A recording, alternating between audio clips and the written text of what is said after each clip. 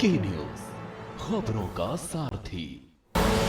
इस कार्यक्रम के प्रायोजक हैं double engine detergent powder and cake, रिश्तों में लाए डबल चमक।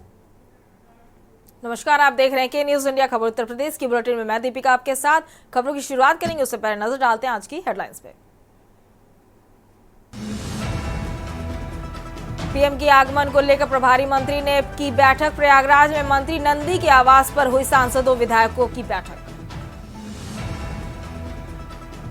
पुलिस विभाग में 100 से ज्यादा अफसरों के होंगे तबादले। लक्ष्मी सिंह को मिल सकती है बड़ी जिम्मेदारी। प्रमोट आईपीएस को नई तैनाती का इंतजार।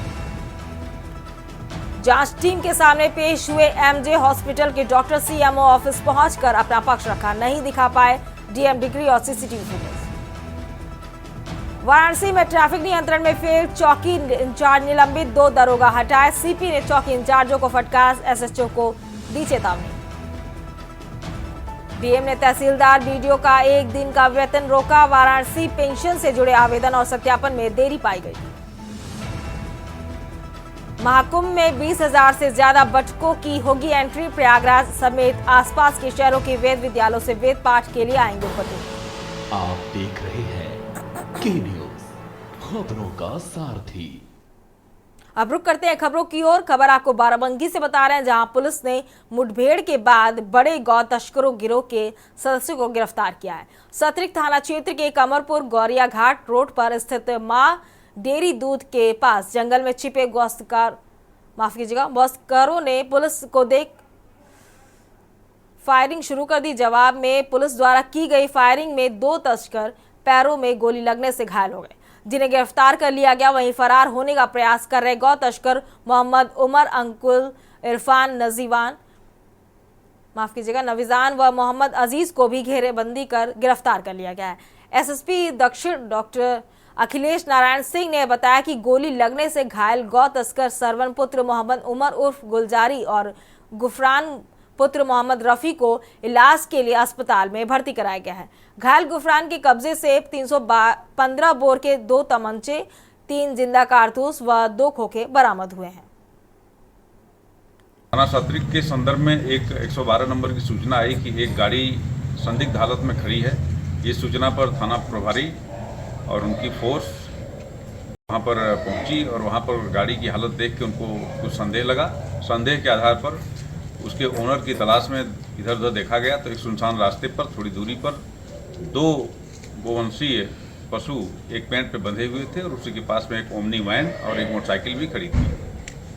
स्थितियों को देखते हुए लोगों की जब तलाश की गई कि इन किनसे संबंधित हैं, तो तलाशी के दौरान कुछ बदमाशों के द्वारा पुलिस बल पर फायर किया गया।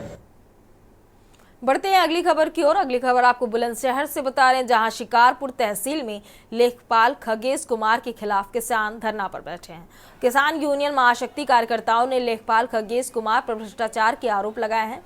प्रदर्शनकारियों ने दावा किया है कि लेखपाल के खिलाफ कार्रवाई न होने तक धरना जारी रहेगा। साथ ही लेखपाल पर सरकारी भूमि पर कब्जे का आरोप भी मढ़ा। दावा किया कि छतारी थाना क्षेत्र के डड्डू मजरा पीतमपुर में अवैध कब्जा है।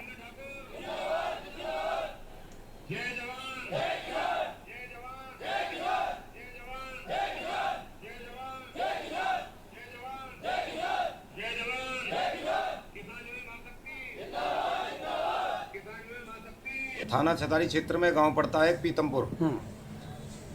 आज से 2 महीने पहले हम एक बार आए थे, तो मैडम एसडीएम थी, उन्होंने हमारा संज्ञान लिया, ज्ञापन लिया, जांच की, तुरंत तत्काल उसको हटवाया गया।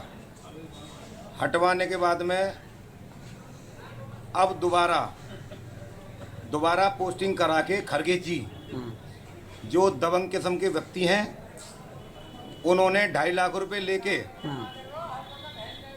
महेंद्र और कैलाश से उस जमीन पर कब्जा करवा रहे हैं। ये समस्या ये है कि एक गांव पीतमपुर गांव, ये कस्बा डड्डू के पास में छतारी रोड पर पड़ता है। वहाँ एक लेखपाल साहब पहुँचे हैं खरगोश नाम के, और उन्होंने 2.5 लाख रुपया लेकर के ये जो सरकारी भूमि जमीन है ग्राम समाज की, उसमें एक दबंग पार्टी के लिए जाकर ये कब्जा कराया है। तहसीलदार साहब गए थे यहाँ से तहसील शिकारपुर से, तो उन्होंने जाके कब्जा हटवाया, रात में फिर उसमें नीम चालू करा दी। खबर कानपुर से बता रहे हैं, जहां all India Muslim personal law board के राष्ट्रीय सचिव एवं प्रवक्ता हजरत मौलाना मोहम्मद महफूज उमरान रहमानी ने संसद में पेश वक्फ बोर्ड बिल पर नाइत्तफाकी जताई। कहा, नया वक्फ कानून को लेकर सरकार को बोर्ड से बातचीत करनी थी। वक्फ संपत्तियों का संरक्षण और प्रबंधन मुस्लिमों के धार्मिक और सांस्कृतिक अधिकारों से जुड़ा है, इसलिए गुफ्तगू कर अल्पसंख्यकों को भरोसे में लेकर कानून का मसौदा तैयार करना चाहिए था। संभल दंगे पर निष्पक्ष जांच व कार्रवाई किए जाने पर जोर दिया गया।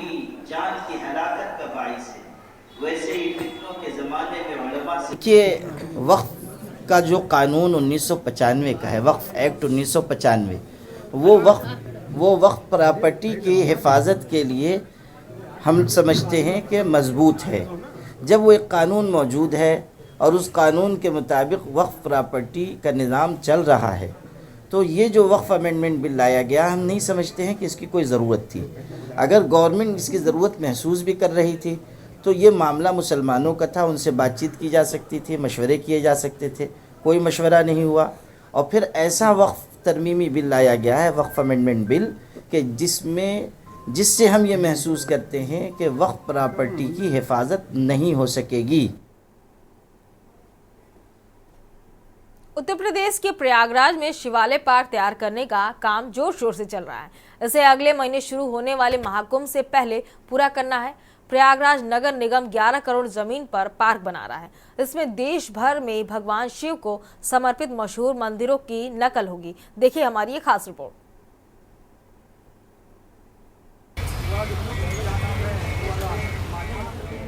उत्तर प्रदेश के प्रयागराज में शिवालय पार्क तैयार करने का काम जोर शोर से चल रहा है। इसे अगले महीने शुरू होने वाले महाकुंभ से पहले पूरा करना है। प्रयागराज नगर निगम 11 एकड़ जमीन पर पार्क बना रहा है। इसमें देश भर में भगवान शिव को समर्पित मशहूर मंदिरों की नकल होगी। पार्क का मकसद श्रद्धालुओं और आगंतुकों को भक्ति का अनूठा अनुभव कराना है। वे देश भर के मशहूर मंदिरों की नकल एक ही जगह देख सकेंगे। तो जितने तीर्थयात्री आ रहे हैं, दर्शनार्थी आ रहे हैं, पर्यटक आ रहे हैं, उनके लिए तो टेंटेज और तमाम रहने की व्यवस्थाएं हो रही। लेकिन जो हमारे आराध्य, जो हमारे तीर्थपति आएंगे, इस बार नगर निगम प्रयागराज ने उनको भी एक प्रकार से आह्वान किया है कि आइए हमारे शिवालय पार्क में और प्रभु यहीं पर वास करिए। और इस शिवालय पार्क में 12 ज्योतिर्लिंग बनाया जा रहा है, 4 धाम की स्थापना हो रही है। शिवालय पार्क को भारत के मानचित्र के आकार में डिजाइन किया गया है। ये पार्क की बनावट की एक और खासियत है। साधु संतों का मानना है कि ये पार्क भारत की समृद्ध धार्मिक विरासत का महत्वपूर्ण प्रतीक होगा, जहां अलग अलग रूपों में भगवान शिव के प्रति भक्ति दिखेगी। यहाँ आप देखेंगे ये पार्क बसाया जा रहा है जो भारत देश के नक्शे की तरह है। और यहाँ 12 ज्योतिर्लिंग, जो 12 ज्योतिर्लिंग के मंदिर हैं, वो सारे मंदिर के स्ट्रक्चर यहाँ तैयार किए जा रहे हैं। और चारों तरफ एक भव्य पार्क तैयार कर रहे हैं धर्म के लिए। तो ये आने वाले जो हमारे विदेशी आएंगे, यहाँ प्रयाग के गौरव को, इतिहास को, कुंभ को देखेंगे। इसके माध्यम से जो दर्शा रहे हैं कि हमारा भारत कैसे दिखता है, वो पूरा यहाँ दिखाने की एक कोशिश की गई है। ये बहुत दिव्य है, भव्य है। महाकुंभ मेला जनवरी-फरवरी 2025 में आयोजित किया जाएगा। मेले में करीब 40 करोड़ लोगों के आने की उम्मीद है।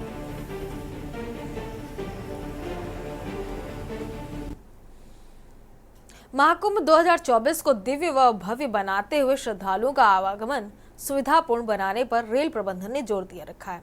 पीएम नरेंद्र मोदी अगले सप्ताह प्रयागराज दौरे कर महाकुंभ को भव्य व सुविधाजनक बनाने के लिए कराए गए विकास कार्यों का लोकार्पण करने आ रहे हैं। इससे पहले रविवार शाम को रेल सूचना एवं प्रसारण, इलेक्ट्रॉनिक्स और सूचना व प्रौद्योगिकी अश्विनी वैष्णव वाराणसी होकर रेल मार्ग से प्रयागराज पहुंचे। उन्होंने रेलवे बोर्ड के चेयरमैन सतीश कुमार, महाप्रबंधक AK Verma, DRM Lucknow, SM Sharma व अन्य अधिकारियों के साथ प्रयाग परिक्षेत्र के स्टेशनों का निरीक्षण किया। इस दौरान रेल मंत्री ने विभागीय अधिकारियों को सुरक्षित व सुविधापूर्ण रेल यात्रा सुविधा दिए जाने के निर्देश भी दिए।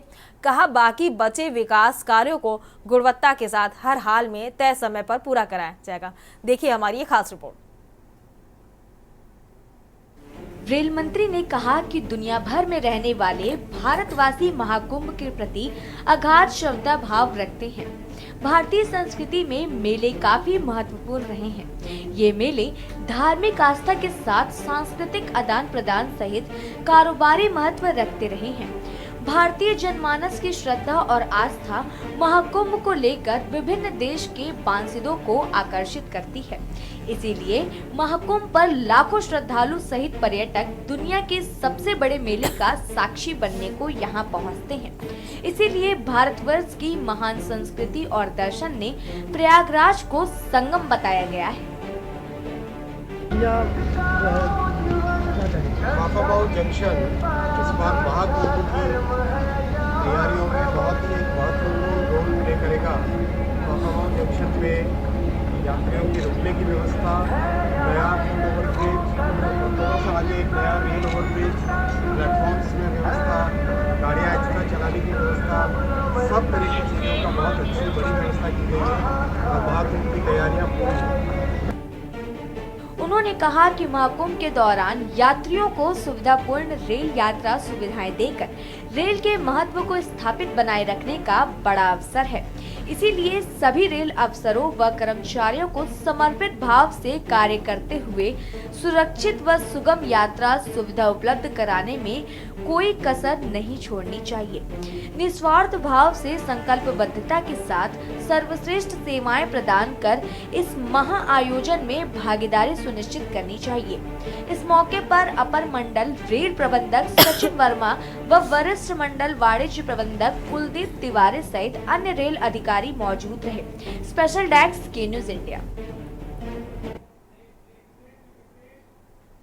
खबरों का सिलसिला लगातार जारी रहेगा। रुकते हैं छोटे से ब्रेक के लिए, जल्द हाजिर होंगे। आप देख रहे हैं के न्यूज खबर। ब्रेक से वापस आ चुके हैं और रुक करते हैं खबरों की ओर। खबर आपको लखनऊ से बता रहे हैं, जहां उत्तर प्रदेश की राज्यपाल आनंदीबेन पटेल ने जिले में चल रहे विकास कार्यों की समीक्षा के लिए कलेक्ट्रेट कार्यालय का दौरा किया। करीब 3 घंटे चले इस समीक्षा बैठक में उन्होंने विभिन्न विभागीय अधिकारियों और जनप्रतिनिधियों के साथ गहन चर्चा की। बैठक में लखनऊ की मेयर सुषमा खरकवाल, जिला अधिकारी, सांसद के प्रतिनिधि और अन्य वरिष्ठ अधिकारी भी मौजूद रहे। राज्यपाल ने जिले में चल रही विकास परियोजनाओं की प्रगति और उनसे जुड़ी समस्याओं पर चर्चा की। उन्होंने अधिकारियों को निर्देश दिया कि सभी योजनाओं को समयबद्ध तरीके से पूरा किया जाए और कार्य की गुणवत्ता सुनिश्चित की जाए। निर्माण और विकास कार्यों में किसी भी प्रकार की लापरवाही बर्दाश्त नहीं की जाएगी। समीक्षा के दौरान राज्यपाल ने कई योजनाओं की प्रगति पर संतोष जताया और अधिकारियों की सराहना भी की। उन्होंने कहा कि अधिकारियों से बेहतर समन्वय और तेज गति से कार्य करने की अपेक्षा जताई ताकि जिले का सर्वांगीण विकास सुनिश्चित हो सके।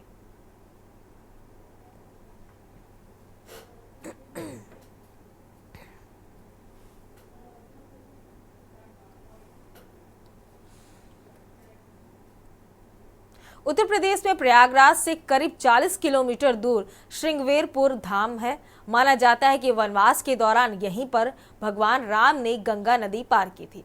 इन दिनों यहाँ नन्हे बाहुबली भगवान राम की भूमिका निभा रहे हैं। भगवान राम का किरदार निभाने वाले बच्चे को आस है कि 13 दिसंबर को प्रयागराज दौरे पर आने पर प्रधानमंत्री नरेंद्र मोदी उससे मुलाकात करेंगे। देखिए हमारी खास रिपोर्ट। अवध में गाओ खूब बधाई, युद्ध में गाओ खूब बधाई, घड़ी मंदिर बनने की आए, घड़ी मंदिर बनने की आए, कई बरसों की कठिन तपस्या भक्तों की लंघे लाई, देश का राम राम का देश राम की महिमा है न्यारी, ईट ईट पे नाम लिखा है, ये कहा ऋषि राम। उत्तर प्रदेश में प्रयागराज से करीब 40 किलोमीटर दूर श्रृंगवेरपुर धाम है। माना जाता है कि वनवास के दौरान यहीं पर भगवान राम ने गंगा नदी पार की थी। इन दिनों यहाँ पर नन्हे बाहुबली भगवान राम की भूमिका निभा रहे हैं। महाकुंभ मेला नजदीक आने के साथ श्रृंगवेरपुर का रूप रंग बदल रहा है। बाहुबली को भरोसा है कि 13 दिसंबर को प्रयागराज दौरे पर आने पर प्रधानमंत्री नरेंद्र मोदी उनसे भी मुलाकात करेंगे।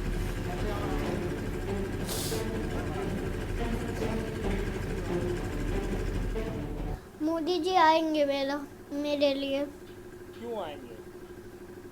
क्योंकि मैं उनका 1 साल से इंतज़ार कर रहा हूँ। किस लिए इंतजार कर रहे हैं? क्योंकि उनको मेरी पूजा करना है। पूजा क्यों पूजा करेंगे? क्यों आप क्या बने थे जो पूजा करेंगे? मैं राम जी बना हूँ। कहाँ पे? राम घाट पे। तुतलाती आवाज में भगवान राम की डायलॉग बोलने वाले बाहुबली को लोग काफी पसंद कर रहे हैं।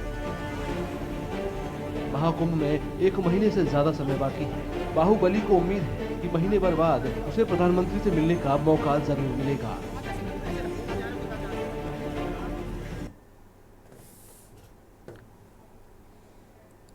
उत्तर प्रदेश की राजधानी लखनऊ के चिड़ियाघरों में जानवरों के लिए खास बंदोबस्त किए गए हैं।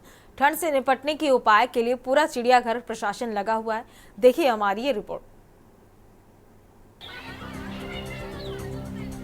तापमान गिरने के साथ उत्तर प्रदेश की राजधानी लखनऊ के चिड़ियाघर में जानवरों को गर्मी पहुंचाने के लिए खास उपाय किए जा रहे हैं। जानवरों की सुरक्षा के लिए नए दिशा निर्देश जारी किए गए हैं। उनके बाड़ों को कंबल ढकने के अलावा उनके खान पान में भी बदलाव किया जा रहा है। देखिए, सर्दियां हो या गर्मियां, जब भी मौसम बदलता है तो चिड़ियाघर में बहुत सारे बदलाव किए जाते हैं। जब गर्मी आई थी तो हम लोगों ने धूप से बचाने के लिए, गर्मी से बचाने के लिए हमने व्यवस्थाएं की थी, और अब जब ठंड का मौसम आ गया है तो उनको गर्म रखने का प्रयास किया जा रहा है।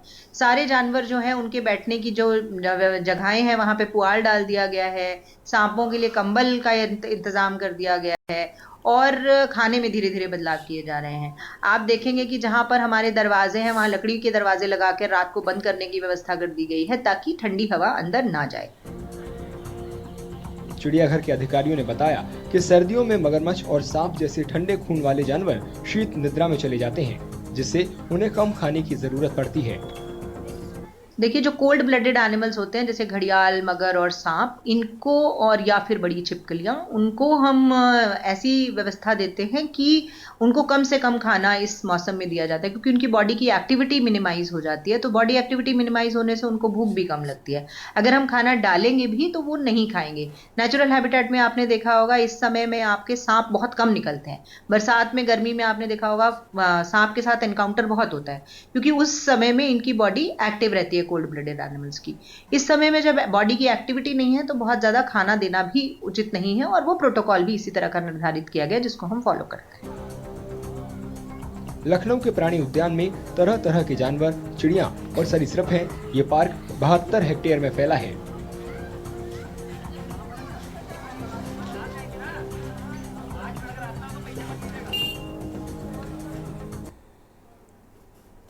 घुमाने यानी दुनिया दिखाने के लिए बिहार से साथ लाई गई साली अमृता को वहशी रिश्ते में जीजा ने पीट पीट कर अधमरा कर दिया। यही नहीं, लखनऊ के आशियाना इलाके में रहने वाला हमलावर ने मरणासन युवती का वीडियो बनाकर सोशल मीडिया प्लेटफॉर्म इंस्टाग्राम पर वायरल कर फरार हो गया। पड़ोसी ने पुलिस को सूचना देकर युवती को अस्पताल में भर्ती कराया, जहां उसकी मौत हो गई। पीड़िता के मददगार हत्या अभियुक्त के पड़ोसी की आर्थिक मदद से गरीब परिजनों के पहुंचने के बाद पुलिस ने शव का पोस्टमार्टम कराया। गुर्बत के मारे पीड़ित परिवार को चंदे की रकम से अपने कलेजे के टुकड़े का अंतिम संस्कार करने के लिए मजबूर होना पड़ा। हालांकि हत्यारोपी मृतका का इंस्टाग्राम इस्तेमाल कर रहा है, लेकिन बावजूद इसके सूबे की राजधानी पुलिस अब तक उसे कानून के सुपुर्द नहीं कर सकी है। देखिए रिपोर्ट।